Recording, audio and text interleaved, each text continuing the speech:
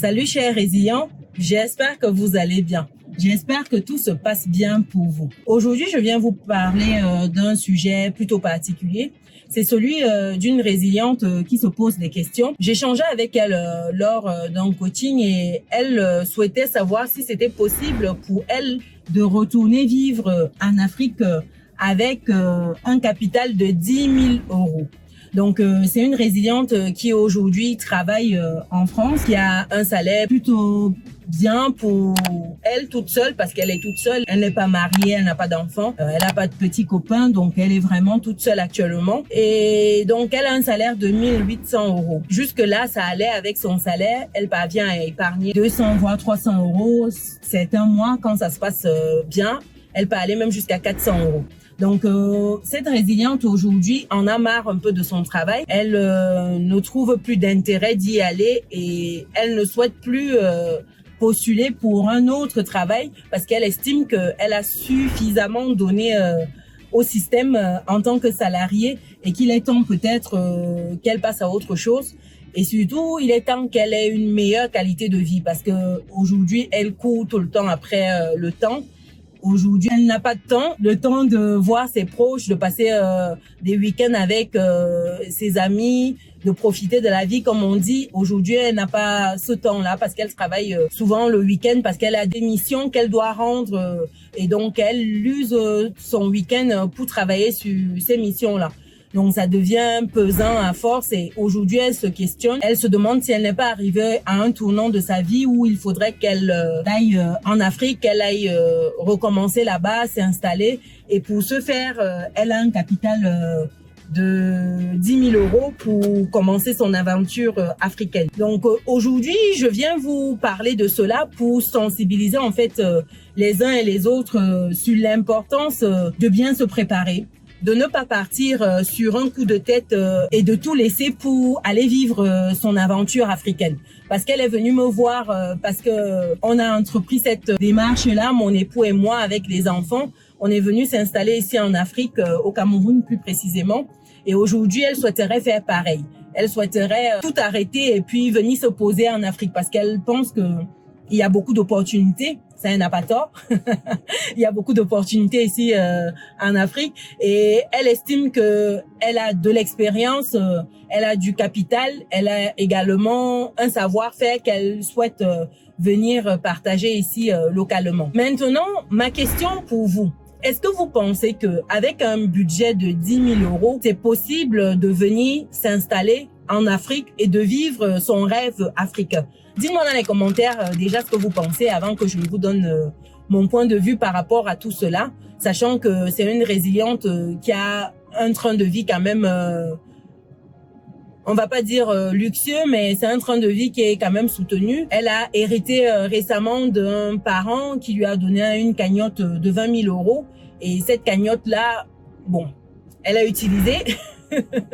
Donc, c'est pour vous donner un peu la situation globale de la résiliente qui souhaite s'installer en Afrique. Donc, après cette parenthèse-là, voici mon analyse à moi. Lorsqu'on souhaite venir s'installer ici en Afrique, il faut prévoir certains paramètres. D'un, de se dire que pourquoi on veut déjà venir en Afrique? Ça, c'est la première question. Qu'est-ce qui nous motive? Est-ce que c'est un ras-le-bol général? Est-ce que c'est le désir de rentrer aux sources? Est-ce que c'est le désir d'apporter sa contribution? Est-ce que c'est le désir d'opérer un changement drastique sur sa situation actuelle? Bref, il faut se questionner et il faut avoir son pourquoi. Une fois qu'on a son pourquoi, il faut se demander si toutes les conditions sont remplies pour que le séjour, pour que l'installation se passe dans les bonnes conditions. Je m'explique. Aujourd'hui, la résiliente a 10 000 euros. 10 000 euros, c'est l'équivalent de 6 500 000 francs CFA. Je pense que c'est ça, à peu de choses près. Je vous laisse me dire si je me trompe dans les commentaires. Donc, ça fait un budget de 6 500 000 francs CFA. Avec ça, la résiliente souhaite entamer un projet entrepreneurial ici. Elle ne sait pas encore quoi, mais elle verra sur le tas. Première erreur, parce que aller en Afrique en se disant qu'on va aller voir sur le tas, c'est sûr qu'il y a des opportunités. C'est pas ça qui va manquer à saisir, c'est une grosse erreur. Deuxième chose, c'est d'évaluer le coût de vie sur place. Tout est en train de se multiplier en termes de coûts. Que vous alliez au marché, que vous vouliez louer une maison, que vous vouliez en fait vous nourrir, bref, tous les prix sont en train de grimper. Donc, il faut évaluer ce qu'il faudra pour vivre localement.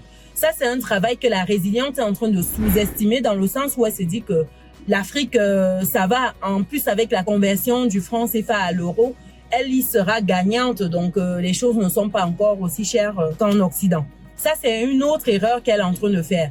De ne pas prendre le temps d'analyser et de voir en termes de coût de la vie ce qui sera intéressant pour elle. Ensuite, une fois qu'on a vu ce point-là, il faut se poser et savoir exactement quel projet on souhaite mettre en place une fois qu'on sera revenu. On ne peut pas aller et se dire que on va arriver et sur le tas, on va se positionner. C'est un mauvais plan. Avec 6 500 000 francs CFA, je vous avoue que on fait vite le tour. Ça s'effondre assez rapidement. Ça s'utilise très vite, 6 500 000 francs CFA. Déjà, si je vais sur les standards, en fait, de logement qu'elle souhaitera avoir, on n'est pas à moins de 150 000 voire 200 000 francs CFA. Si on est sur un appartement au centre-ville, dans des villes comme Douala, Yaoundé, que ce soit, on va dire peut-être Kribi, non, peut-être moins, on est quand même sur des prix comme cela pour un appartement de 2-3 chambres. Et encore, 150 000, 200 000, si on veut quelque chose de bien, de correct, de propre. Connaissant les standards occidentaux, je pense qu'on est dans ces eaux-là. Ensuite, si on se dit qu'on loue une maison à 150 000 francs CFA, prenons cet exemple-là, en 10 mois, ça veut dire qu'on doit verser 1 500 000 francs CFA. Ensuite, si on dit qu'on doit équiper le logement, on dit ensuite qu'on doit rouler en véhicule parce que la résiliente ne veut pas prendre les transports, elle ne veut pas prendre le taxi, donc il faut avoir un véhicule. Un petit véhicule, on est dans les 2 millions, 5, 3 millions de francs CFA. Donc vous voyez déjà que rien qu'avec le loyer et un petit véhicule, on est déjà, disons, on a dit 1,5 million pour le loyer, un véhicule, disons 2,5 millions, ça nous fait 2, 3, 4 millions déjà de francs CFA. Vous voyez qu'il reste 2 500 000 francs CFA. Ça, on n'a pas encore entamé le coût de la vie réelle pour se nourrir, pour se vêtir, pour lancer sa société, pour lancer son produit. Rien de tout ça. C'est pour que vous compreniez ici, chers résilients, qu'une démarche de changement de vie, une démarche pour venir s'installer ici en Afrique, ça demande un minimum de réflexion. Ça demande de se préparer. Et quand je dis préparation, j'entends sur le plan psychologique, parce que oui, la vie ici au pays est très différente de celle d'Occident, parce que forcément les réalités ne sont pas les mêmes, le contexte n'est pas pareil, les mentalités ne sont pas pareilles. Donc ça demande d'être préparé psychologiquement pour ce changement-là. Ça demande également d'être préparé financièrement, très important, parce que si vous n'avez pas mis un minimum en place, vous n'allez pas vous en sortir. Et dans l'exemple de tout à l'heure, je ne vous ai pas encore parlé de la famille qui va vous solliciter sans cesse. C'est vrai que vous pouvez dire non ici, comme je le dis souvent, il faut se réapproprier le non. Mais même si vous dites non, il y a des moments où vous allez dire oui, on se connaît. Il y a des moments où vous allez dire ok, je lâche l'affaire, je donne un peu là, je contribue un peu pour ci, je contribue un peu pour ça. Il faudra prévoir une enveloppe comme celle-là. Donc, si on intègre tout ça, il faut se préparer financièrement. Il faut se préparer sur le plan entrepreneurial, parce que la vie ici côté entrepreneurial c'est pas du lait comme on dit. Franchement, il y a certains moyens d'accélérer, on va dire, mais il faut savoir que sur le plan des démarches administratives, il y a cette lourdeur là, il y a le fait que certaines choses ne soient pas claires, qu'il y a des opacités et qu'il faille aller chercher l'information, qu'il faille aller creuser, même ce qui vous est dû, souvent il faut se battre même pour cela. Donc il faut avoir ces informations là, il faut connaître le terrain, il faut avoir un réseau, il faut prendre le temps de se préparer sur le plan entrepreneurial. Il faut également prendre le temps de se préparer sur le plan de tout ce qui est, j'ai envie de dire, administratif pour se conformer, pour avoir ces documents en règle. Parce que quand on se retrouve dans le cas de figure pour certaines personnes qui ne sont peut-être plus de la nationalité de leur pays d'origine, qui ont pris peut-être la nationalité française, lorsque vous revenez, il faut prendre le temps d'avoir par exemple votre titre de circulation en bonne et due forme. Il faut prendre le temps pour ces éléments-là. Donc, être préparé sur le plan administratif, et c'est lourd, c'est long, c'est lent. Donc, il faut avoir de la patience. Et le dernier point que la résiliente ne prend pas en ligne de compte, c'est le fait qu'elle n'a pas d'autres sources de revenus. Aujourd'hui, elle vit uniquement de son salaire. Quand elle n'aura plus ce salaire-là, elle ne prend pas en compte le fait que il n'y aura plus de salaire entrant. Ça veut dire que ce sera uniquement son épargne de 10 000 euros, c'est-à-dire 6 500 000 francs CFA, qui devront servir ici pour tout le reste de sa vie. En tout cas, du moins pour se lancer, le temps que son projet ne prenne, le temps que voilà les recettes tombent. Et donc, c'est pas assez. Aller sur un tel projet, avoir une seule source de revenus, c'est très dangereux, très très dangereux.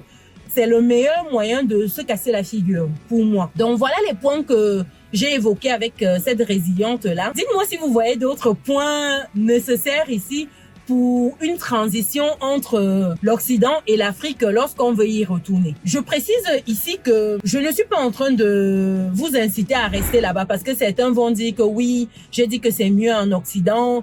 Non, non, non, non, c'est pas le propos de ma vidéo. Ici, je suis en train de vous inciter à prendre le temps de vous préparer pour que cette transition-là soit sereine et que ce soit sur la durée, que ce soit périn, que vous ne vous retrouviez pas au bout d'une année, 2 années, à retourner vivre en Occident parce que vous n'arrivez pas à vous retrouver sur le continent. Vous n'arrivez pas à vous adapter. C'est trop brutal pour vous. Et surtout, les finances, vous êtes à terre. Donc, il faut prendre le temps, chers résilients. Donc, dites-moi ce que vous pensez de cela dans les commentaires.